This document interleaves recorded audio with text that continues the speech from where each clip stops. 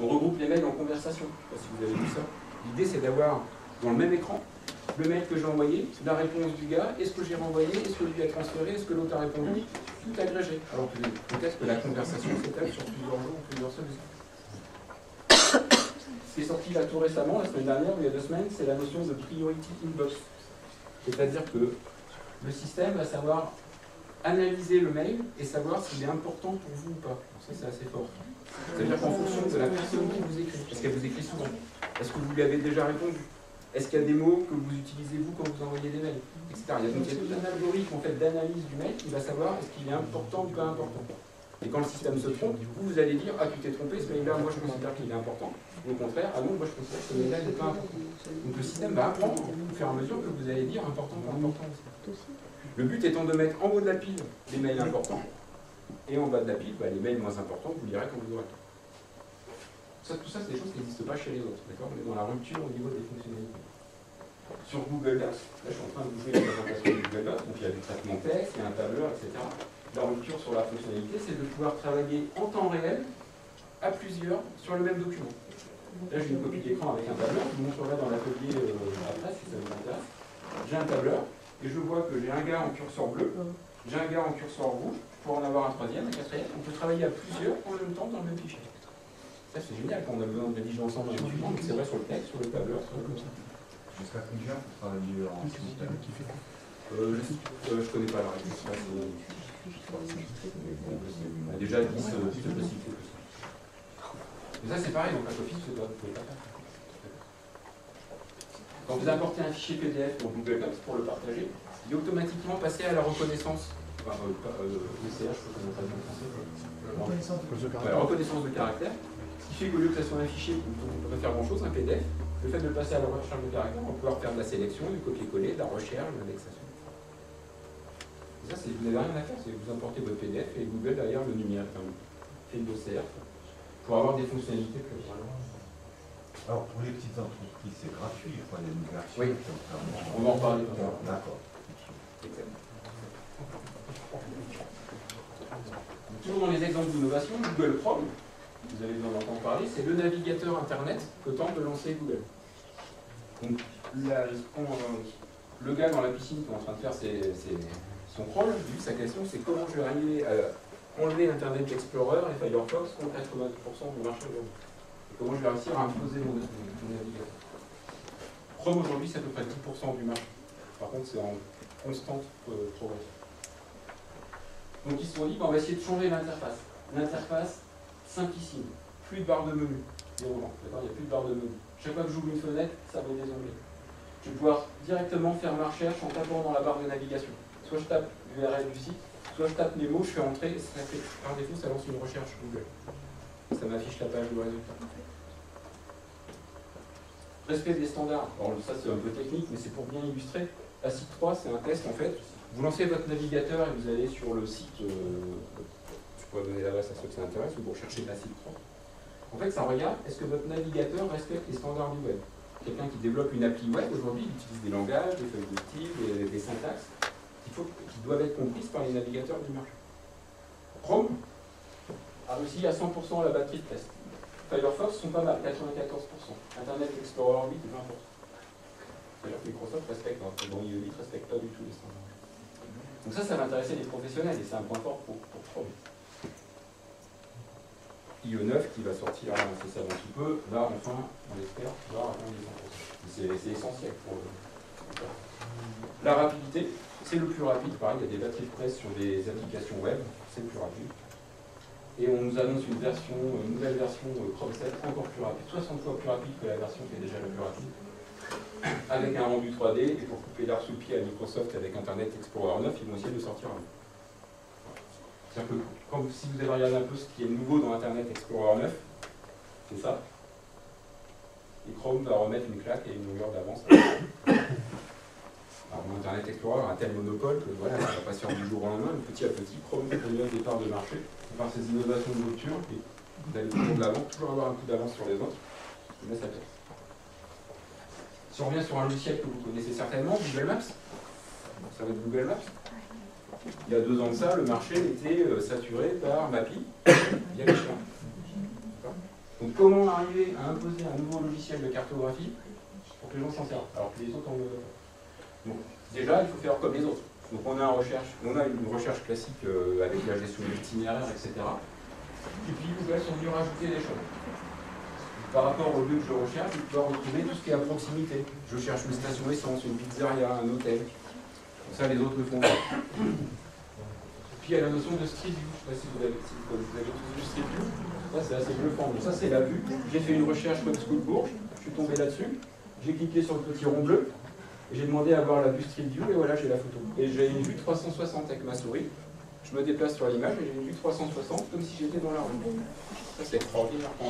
Souvent, quand je mets un rendez-vous, je ne sais pas trop où c'est. Je fais un petit coup de Street View. Visuellement, je vois la tête du bâtiment. Où c'est plus facile. Si vous voyez passer une voiture noire avec un grand truc sur le toit et une boule ronde, ça veut dire qu'ils sont en train, dans Bourges, il y en a un qui se promène très régulièrement. Et ça veut dire qu'ils sont en train de photographier. Alors si vous voulez pas photographier, on a le droit de... Alors, ce point de vue, il y a une grosse polémique, notamment en Allemagne, où effectivement,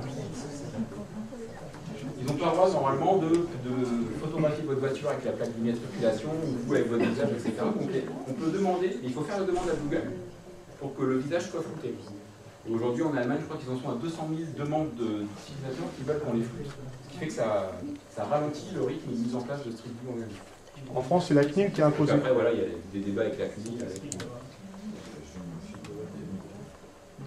C'est super innovant, c'est un service dont tout le monde peut se servir, mais néanmoins, quand j'ai ma tête sur...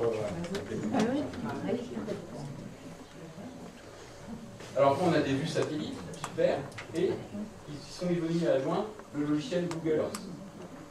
Il y a un atelier sur Earth. La page d'accueil de Earth, c'est le monde.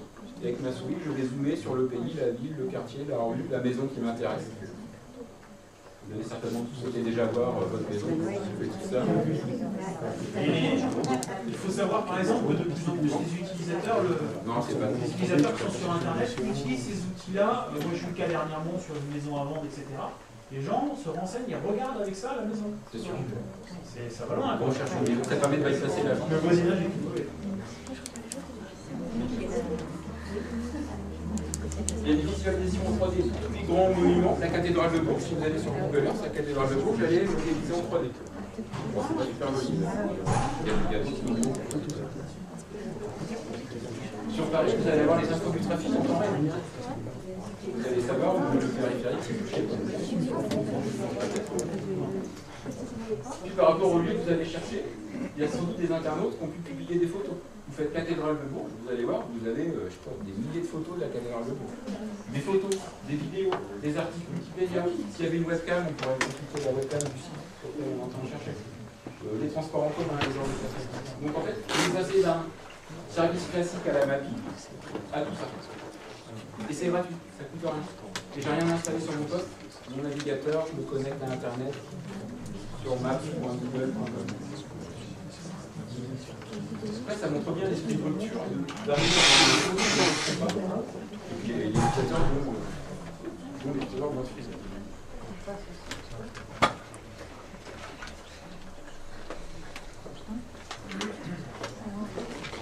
Alors, on termine sur cette partie-là. Bon, c'est un peu plus barbare, mais ça va intéresser les informaticiens ou les entreprises. Donc pour imposer un système d'exploitation, aujourd'hui c'est impossible, c'est Windows qui a 95% du monopole, je pense que vous avez tous une machine Windows, il y a quelques Linux, mais ça c'est l'ingénieur boutonneux qui fait son garage, et quelques Macintosh, l'architecte, les gens qui font la pédagogie. Linux aujourd'hui, dans le monde de l'entreprise par exemple, Linux en serveur, oui, en station, c'est impossible. Donc l'idée de Chrome OS, Google cherche à imposer un système d'exploitation. Il va être disponible d'ici la fin de l'année. Le principe, c'est d'être en rupture. Si j'attaque de front Windows, je suis mort, je n'y arriverai jamais. Les autres de Mac ont essayé. Donc pour être en rupture, c'est de dire, aujourd'hui, qu'est-ce qui se passe? J'allume mon PC, j'attends. Même les PC super puissants, les gens qui font des jeux, etc., vous attendez au moins 45 secondes, une minute avant de pouvoir commencer à faire quelque chose. Et la première chose que vous faites souvent, c'est que vous lancez votre navigateur Internet pour aller voir vos mails, voir vos photos, voir une vidéo, écouter de la musique. Donc déjà, il faut démarrer plus vite. On nous promet un démarrage en moins de 10 secondes. J'appuie sur le bouton, moins de 10 secondes après, il y a une vidéo sur YouTube où on voit un ingénieur de chez Google, en 4 secondes, il a allumé son PC. Ça va plaire aux gens. Et ensuite, vu que c'est le navigateur que j'utilise le plus sur mon PC, c'est le navigateur qui va devenir mon système d'exploitation. C'est ça le principe. Si votre navigateur devient un système d'exploitation. Donc la contrepartie, c'est qu'on est dans l'esprit Google, je vais utiliser les logiciels en ligne, tous les services Google évidemment, mais il y a beaucoup d'autres prestataires qui proposent des logiciels en ligne, et je ne vais plus rien installer sur mon PC. J'installe plus de logiciels, j'installe plus de mise à jour, de patch, de machin, de trucs. J'ai mon navigateur et je vais utiliser 100% d'applications sur Internet. Ça veut dire que le jour où j'ai perdu ma connexion, je peux utiliser l'autre. Ouais, pas de connexion. Alors il y a un mode déconnecté qui est prévu, qui va permettre de récupérer ses mails ou ses documents. Effectivement, je n'aurai pas l'ensemble des services en mode déconnecté. Mais on est en rupture complète. Est-ce que ça va marcher ou pas? Je ne sais pas. Là, on est dans le bas de la courbe en pointillé rouge, du trait rouge. Est-ce que ça va monter ou pas? On ne sait pas. On va aller sur en rupture et essayer.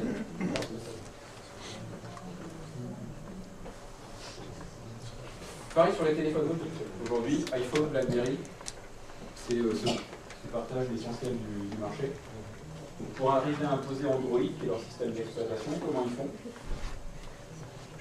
Alors, ce que j'ai pas dit pardon, sur Chrome OS, c'est que pour l'instant, ce système d'exploitation sera disponible uniquement sur des netbooks. Netbooks, c'est des tout petits PC. Et uniquement des netbooks avec des disques SSD. Disques SSD, c'est des disques super rapides dernière génération. Qui permettent au placard du vieux disque qu'on connaît aujourd'hui. Mais là, on est dans le bas de la courbe rouge. Au fil du temps, si ça prend avec les netbooks, on va le voir sur les portables, on va le voir sur les PC. Et là, ça va grimper la courbe rouge jusqu'à atteindre le point d'équilibre avec nos besoins. S'il vous plaît, ça sera un logiciel open source ou Gratuit, tout est gratuit. mais ça sera plutôt un complément en fait, c'est normal ça.